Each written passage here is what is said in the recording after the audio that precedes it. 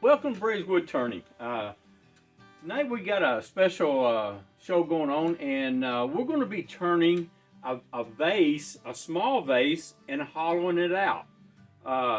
This is a little bit smaller than the one that we're going to turn tonight, but the one that we're going to turn tonight is going to be out of this piece of cedar. As you can tell right here on the block of wood, there's a lot going on right here. So this is what we're going to make tonight. Some of the tools that we're going to use tonight is going to be, number one, always the bow gouge. That is a plus. You always use that. We'll be using a parting tool right here. And then we also will probably use a skew just to get that tenon on the bottom of the vase. And we got a spindle gouge, a detailed spindle gouge. We'll probably use that. Then we got a couple of the easy wood tools. I might even throw them in there for use. Another thing that we'll use the calipers, getting the tenon set for the Novichok. That will be something that we'll use. Another thing that we're going to use tonight is that we're going to use a hollowing system with a laser on it that will be able to tell what the wall thickness is. I'll show you how to do that. We got 3 different styles of these, straight, and then there's 2 curved. The curved is to get around the neck of that vase on the inside. So welcome to the show, and I'll see you back at the lathe. Okay, we're back here at the lathe, and this is the block of wood, and you can see that there's a really lot of stuff going on here. And the first thing you got to do is choose which side end that you want as your top and which one's going to be the bottom. There's a lot going on. We got the pith is over here on this corner. We look at the other side, it's over here on this corner. There's a lot going on here. So I can actually turn most of that pith out, and that's what I want to choose to do. So I'm going to make this side the bottom because it's a little bit closer in to the center of the block than the other end. So, and hopefully be able to turn all that out. I'm going to use the 4-bladed spur. First thing we want to do is that we have to draw the lines across there, and I would draw the lines from every corner, and it leaves a little box right down there if you do it all the way around on all 4 corners, and that gives you closer to the center of that piece of wood.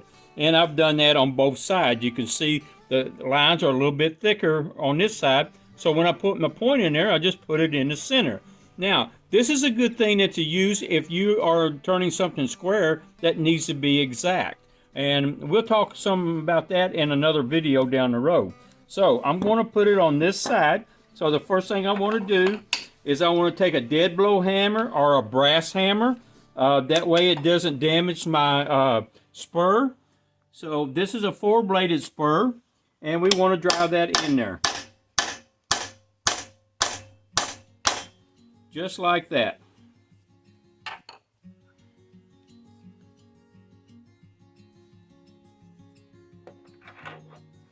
Insert it into the headstock.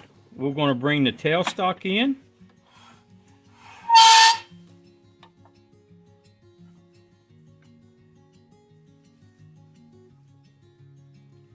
And we just lock down the tailstock, and then we're going to just screw up there and sneak into that square, just like that, okay? And I want to tighten that thing up because I don't want it to come out of there. Now, I want to talk a little bit about the cedar. Cedar is a soft wood. Cedar is a wood that normally I don't really like to turn, but it's such a beautiful wood that it's worth turning sometimes. It can cause a lot of sneezing and runny nose and stuff like that. So, you know, it's just sometimes you just got to throw a piece on and hope for the best, especially when you're dealing with soft woods. One thing about soft woods is that you have a lot of tear out on soft woods. Your harder woods like your maples, your cherries, your walnuts and stuff like that, you don't have near the tear out that you would on some soft wood. So one thing that you got to keep in mind, that you want to keep your tools sharp. Always be sharpening the tools. And we'll break a couple times, put another edge on it, and we'll go. Now, I got a vase in mind. Most of the time, I got just something in my head that I want to turn, and I go for it. First thing we're going to do, get this thing round. We're going to put a tenon down here on the bottom side. So let's get started. Let's got the tool rest set up.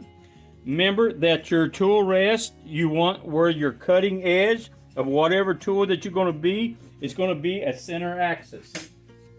So if I'm cutting up here, I want that tool rest height to be at the center axis. So the cutting edge of the tool, which is right here, as it's going to touch that wood, it needs to be parallel to the center of this piece of wood. Spin it. I'm going to step aside. Always crank it down to 0. I turn the lathe on, and then I just kind of bring it up.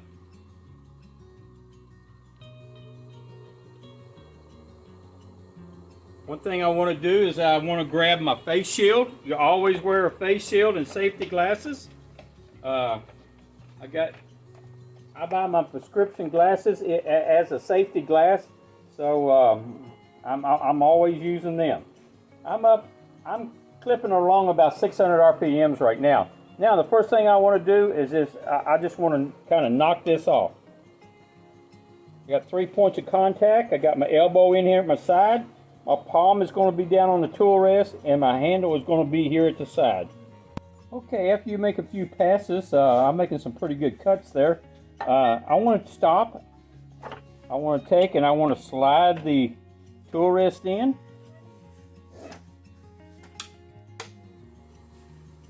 And I hit it again. Okay, let's set it off and take a peek at this. I'm almost around. I got one little flat spot there and one there. One more pass, we'll have this, and it looks like it's loosened up. Always check this. Make sure you keep that tight, jammed up there on that spur, especially with softwood. This is a piece of dry wood, so but it's cedar and it's soft, so always keep checking it. Always make sure everything's tight. One more pass should make this round. Okay.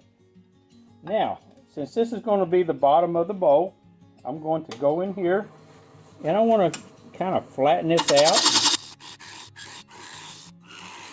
I'm going to take my chuck, and first thing I want to do is I want to close these jaws in a little bit.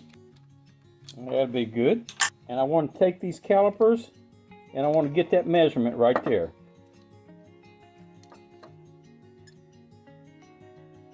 Okay, just like that. That's on the inside. Okay. And then I want to turn the lathe on, and I take a pencil, and I think you could be able to see this, and then I hold that to where it looks like it's right in the center, and then I mark it. It could be a little bit smaller, and that's where I want to take my tenon to hold this thing.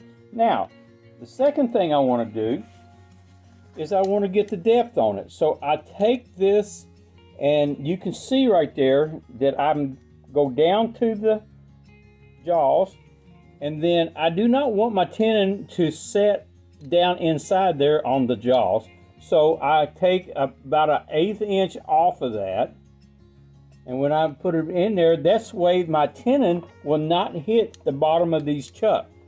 You want the tenon to be gripped on the side of the chuck. So that is very, very important. Don't ever want to do one that the tenon is bottoming out down in the chuck. So I will come in here, I'll turn my lathe on, and I will get me a mark on there. So I know that my tenon cannot go any deeper than that right there. All right. I'll grab this easy wood tool. This is the square nose. These are carbide tip cutters. And I want to take about half of that tenon out.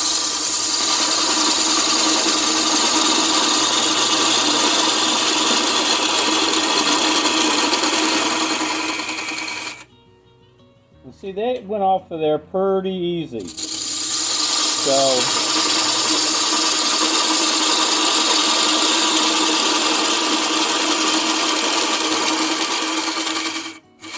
I took the other half off. It doesn't get any easier than that. The next thing I do, I've got my skew, and I always like to take the skew because this tenon needs to be a slight dovetail on it, so that them jaws can go in there and they just grip, and they can't come off if it's undercut a little bit. So you just cut a little tenon on there, just like that, and it don't take much to hold it. So this is ready to turn around and put in the chuck. But the first thing I want to do is I've got a knot right here, and I'm just wondering what that's going to do. So I am going to take my bowl gouge, and I'm just going to round this off a little bit just to remove some material. Here we go. Since I got this round, I can go and speed this up a little bit. We're doing about 900 RPMs right now. I'm going to do a push cut just to knock some of that off. Okay, I want to stop right there. I want to show something to you. As I'm coming around through there, it's good to watch the tip of the tool, but once I get started into the cut, I transfer my eyes up here to the top. That way I can actually see the depth of cut, and then I can control what I'm doing because I can look up there and actually see exactly how I'm cutting. Just like that, okay? That's got the corner off of there. Wow, that looks pretty good. We're going to pause a minute. I'm going to take this out, and then we're going to put the Nova chuck on there, and we'll reverse this. Okay, now I got my chuck on there, and you never want to put this chuck on with the lathe running. I always hand screw this on. You got a hand wheel back here, just hold it and just screw that chuck on there. You never want to do it with the lathe running. It's not bottoming out down here. I got a little bit of a gap in there. That's what I want. That's what we was talking about earlier. So now I just go in there, and this has got left-handed threads to tighten it up. I just put a little bit of pressure on it, and I just want to get it snug right there.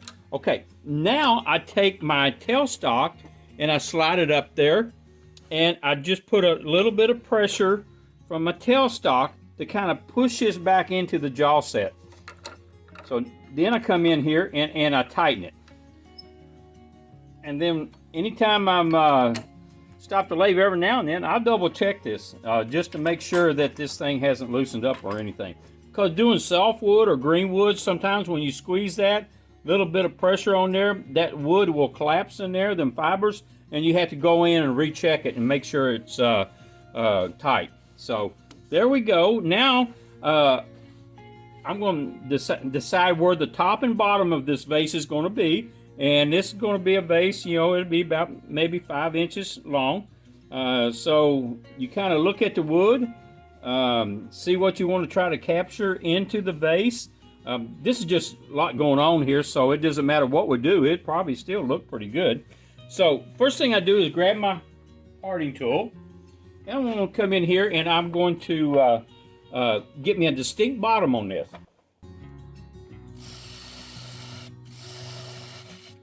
Okay, come up here to the top.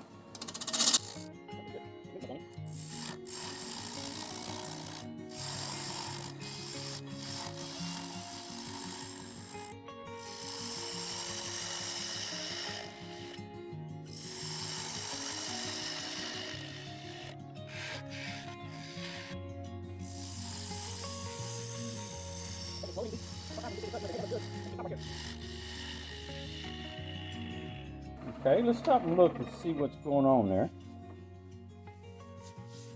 It looks pretty good. Let me work on the top side. I'm going to do a push cut and just kind of start rounding this over.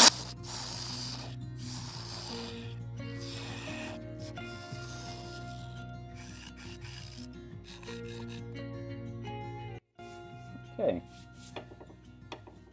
They don't look too bad there. So I got a little bit of a hump right there, so I'm going to get that out, and I want to square up this top a little bit.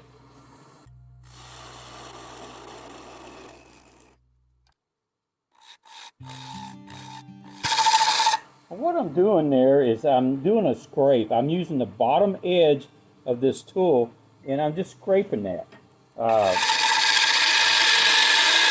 You get your best cut going toward the bottom because you got them fibers running through the block of wood like that, and if I'm pushing them down this way, it's kind of folding those fibers over into the wood.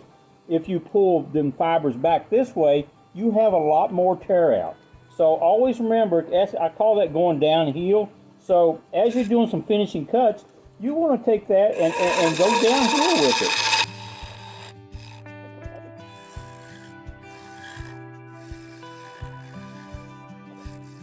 I see some little humps and stuff in there, so I'm trying to get those out.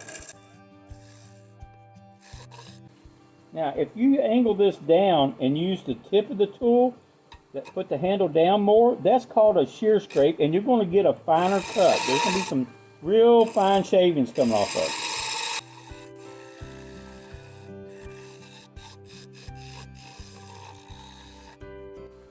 I'm going to get right here at the top. I'm going to make it a little bit more distinct.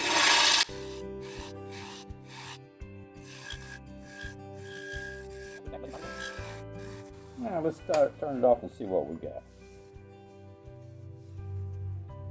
Actually, that don't look too bad. Got a little bit of a tear out right down into here. Not much, but let me see if I can get that out. Let's go back to the parting tool. I'll make this bottom a little bit deeper. I want to speed the speed up just a little bit. And I just take this all the way to the bottom. Now let's turn it off and check it out. It's not bad at all. You got a little bit of tear out because it's a little bit of soft wood. So now let's just take this back out of the way. I'm going to grab my sander here, and this is called power sanding. I'm using a little 12-volt Bosch, and it's easy to handle. This is a good little sanding tool.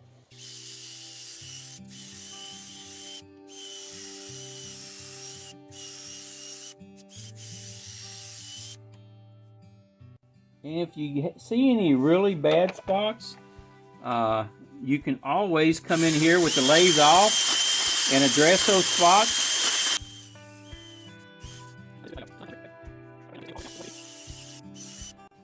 Okay, I want to show something to you. Actually, I'm riding the pad on the left-hand side when I'm down here on the bottom. And I want the pad to be spinning up toward the lathe coming down. So as I'm doing that, this pad's going around this way, the lathe's coming over here, and I'm feeding off of this side. So that way the sanding pad is always coming up toward going around. When I get to the end down here where the mouth is, I flip it over, I put it in reverse, and that way it's coming up toward the lathe.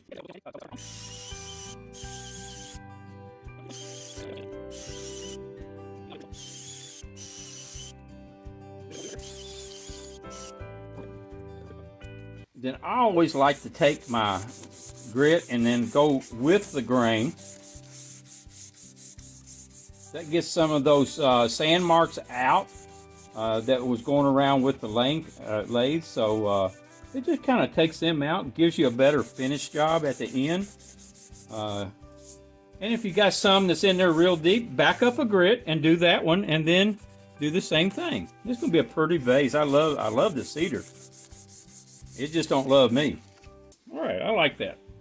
So now what we're going to do, we're going to pause here for a minute. I'm going to set up to do some hollowing, and we'll be right back. Okay, I got a chuck with a number 2 taper that's going to go in, slide into my tailstock. This is my hollowing bit. It's a long bit, so if I'm doing some long vases, I can really get down in there. And all I'm going to do is drill this center out.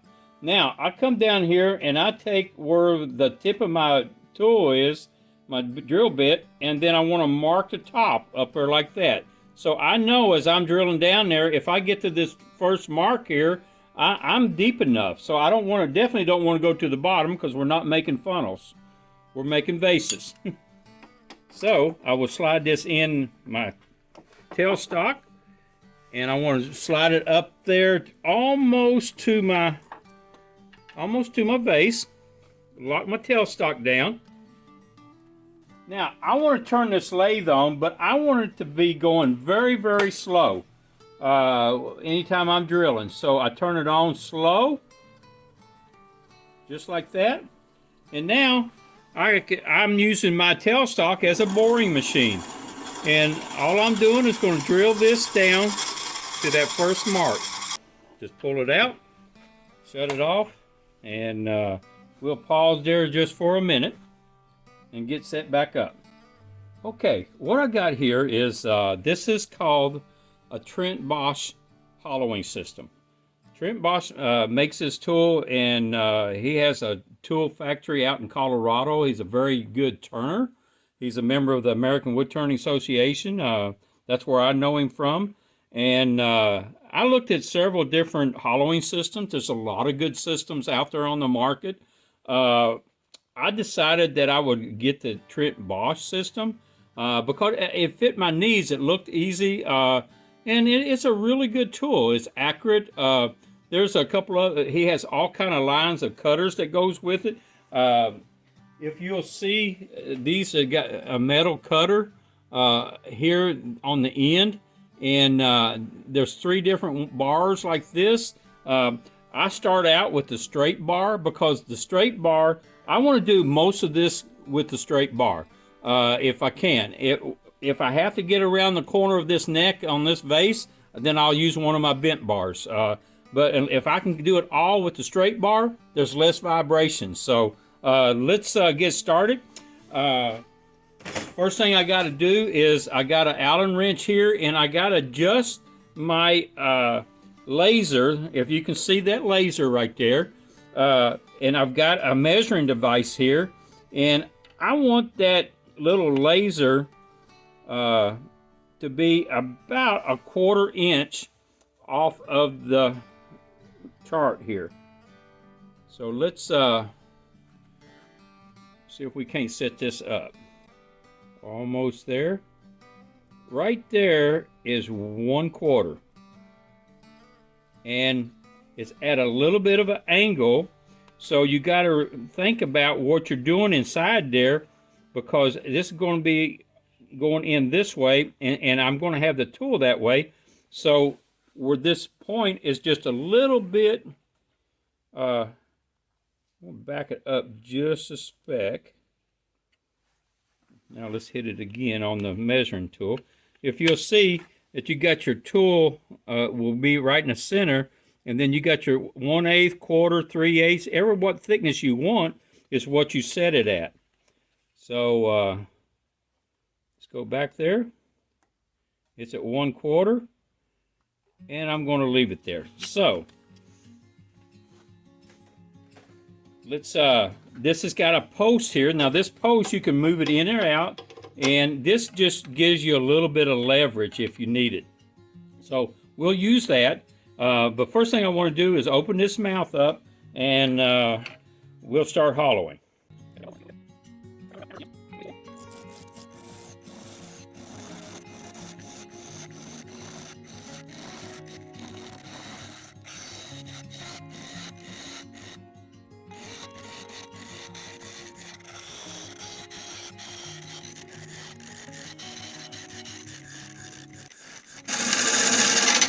What I'm doing right now is that I'm going in there and I'm opening this hole all the way up down to the bottom and just relieving about a 1/2 inch. Now up here at the top, I have moved a little bit more, but I don't want to do that all the way down. I actually will hollow this thing out in thirds. I hollow the first third, the second third, and then down to the bottom, which is the third third. So, but the first thing I want to do is open that hole that I drilled just up about a 1/2 inch more. So that's what I'm doing right now.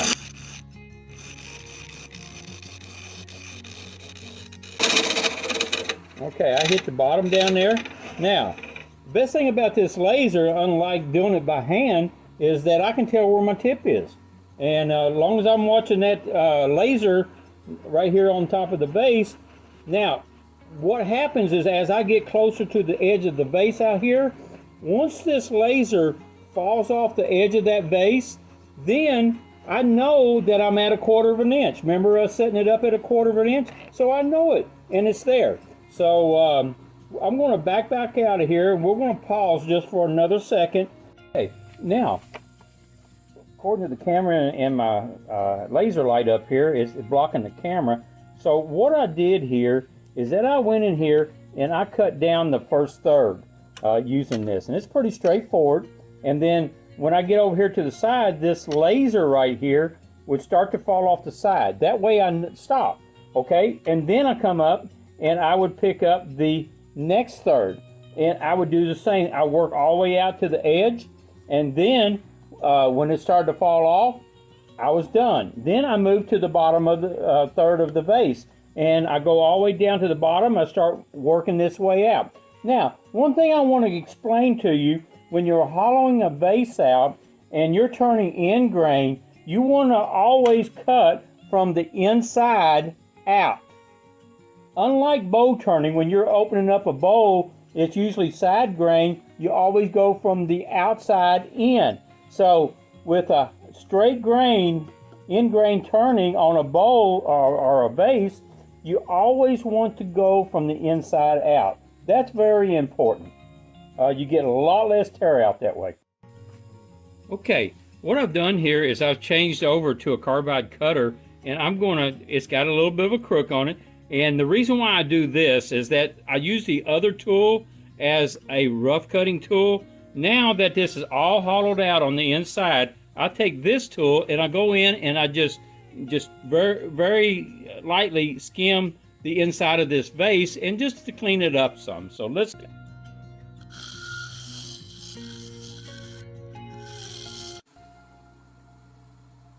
going to turn it off. Go on and turn my laser off because I don't need it anymore. And now I take and I blow the thing out again. And then I take my little flashlight and I want to look down in there just to see what's going on. And then, man, that cleaned it up really nice down in there. Right at the mouth of the vase, I would take some like 150 sandpaper to start with, and I just want to kind of sand that and just round it a little bit.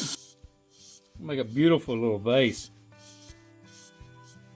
Okay, now I want to show you what I normally do with these things.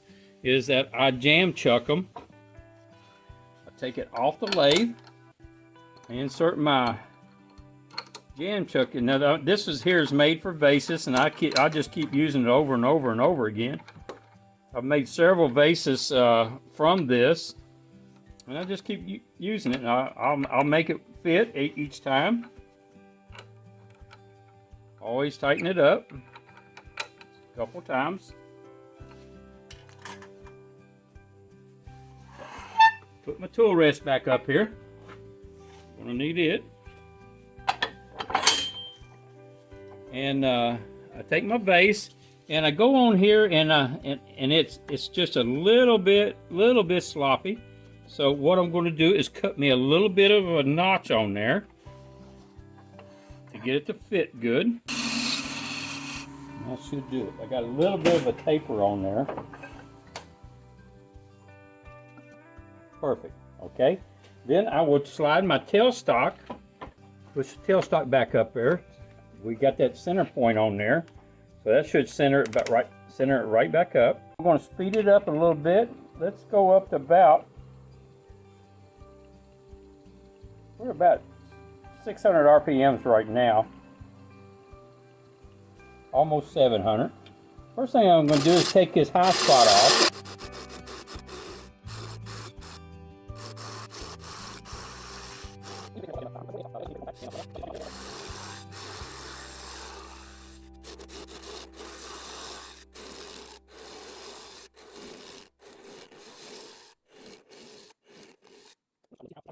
What I want to do now is that I want to take this bow gouge and establish me a point right there.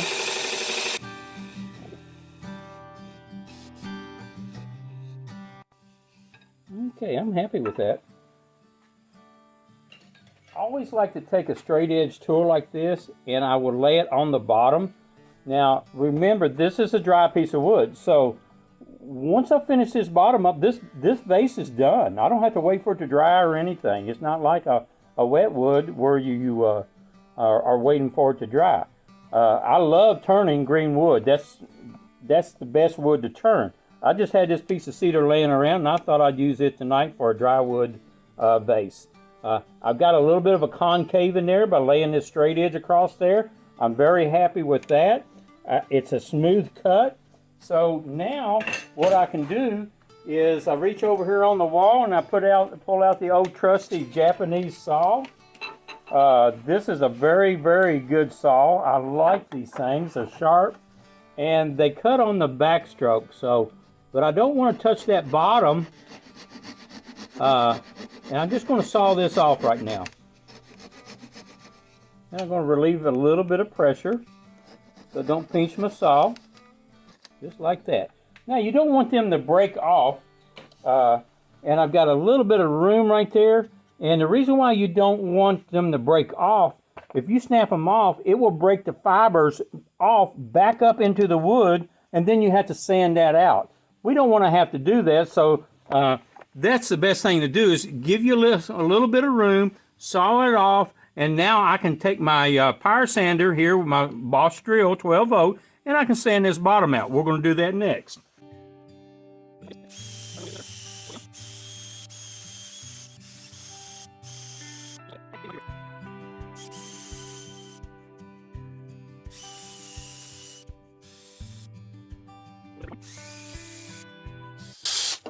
I'm hitting that top just a little bit because one time there it spun on me while I was on the lathe, and I just want to kind of make sure it don't have a burn mark there. You might not see it now, but what happens is that when you spray it, it'll show up.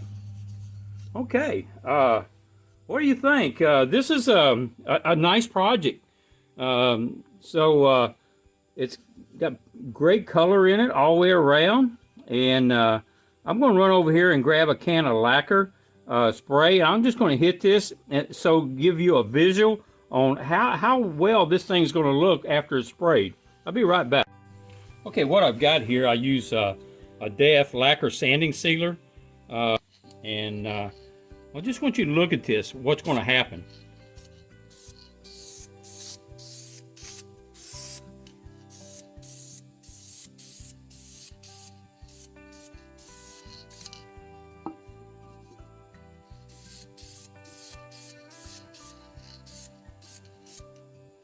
This is a lacquer sanding sealer. So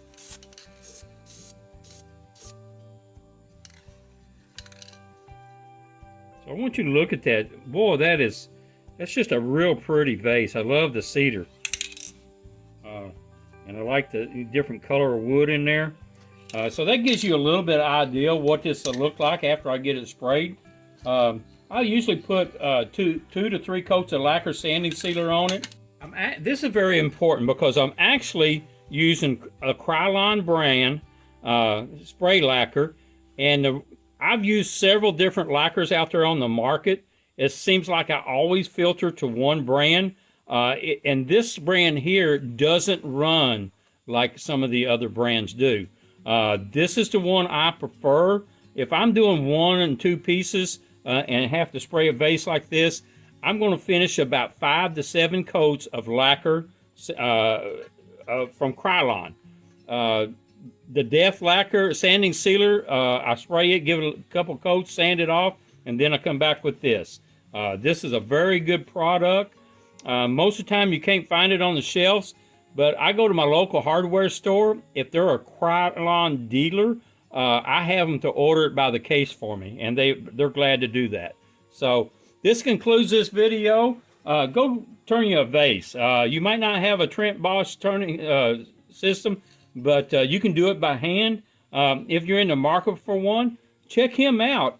Check some of the others out. There's a lot of good ones out there. That was just the one I ended up with.